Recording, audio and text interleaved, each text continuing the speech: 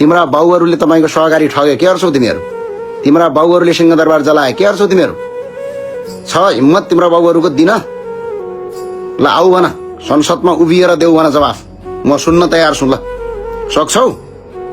झुटो समाचार फैलाएको छ, दुनियाँ गरेको छ। स्पष्टका साथ म भन्छु, जापानमा हामी सुरक्षित छौं र यो केटालाई हामी केस हाल्छौं, मुद्दा हाल्छौं यसलाई र पक्राउ गर्छौं। र यदि खराने ग्याङका अध्यक्षहरूले यसलाई पक्राउ गरेनन् भने यिनीहरूका विरुद्धमा पनि हामी जान्छौँ। स्पष्टका साथ भनेको छु, क्लियर। र देशको प्रधानमन्त्रीले सुन्न मन छ भने सुने हुन्छ। यसरी जनतालाई आतंक फैलाउने, झुटो समाचार फैलाउने हामीले कानून पास गरेका छौं, नीति पास गरेका छौं। तिमीहरू मात्र यो देशको नागरिक होइन, अरू पनि देशको नागरिक छन्। अरू पनि देशमा जति नै तपाईँको उनीहरूको अधिकार छ। तिमीहरूलाई जनताले जिताएको भनेको आतंक मचाउ भनेर होइन, काम गर भनेर। कालीकोटमा भिडमा अड्किएकी मान्छेलाई उद्धार गर भनेर, काठमाडौँमा उभिएको मान्छेलाई, आगो लागि भएको मान्छेलाई, एउटा जाब सडकमा रोकेको मान्छेलाई, प्रहरीले कुटी कुटी आगो लाउन बाध्य भएको मान्छेलाई उपचार गर भनेको। त्यति भन्न नहुने तिमीहरूलाई के छ तिमीहरूको हैसियत? ल आऊ भन, तिमीहरू नेपालको कुन ठाउँमा उभिन्छौ? आऊ भन।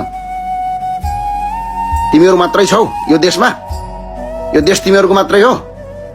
तिमीहरूलाई के भनेको छ? तिमीहरूलाई पार्टीबाट राजीनामा दे भनेर हामीले माग गरेका छ? जवाफ देऊ भनेको छ। जवाफ माग्न नहुने हो।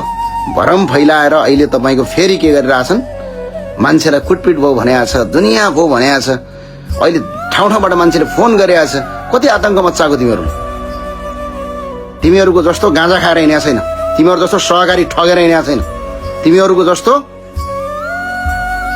टिओबीको ग्याङ बोकेर हिँडेको छैन। लडेर आएको, हिजो पनि अझै पनि लड्छौँ। के फरक पर्छ तिमीहरूलाई? तिमीहरूकै घन्टीलाई 421 भोटमा रोकेर आएको जुम्लाबाट। त्यो भएर स्पष्टका साथ भन, क्लियरका साथ भन। आयो अर्को यार, यो एसएलसी फेल भन्दैछ। म एक क्लास पढेको छैन, के गर्छस्? जनताले जिताएर पठायो, तगडा आदेश जितेर आइज न।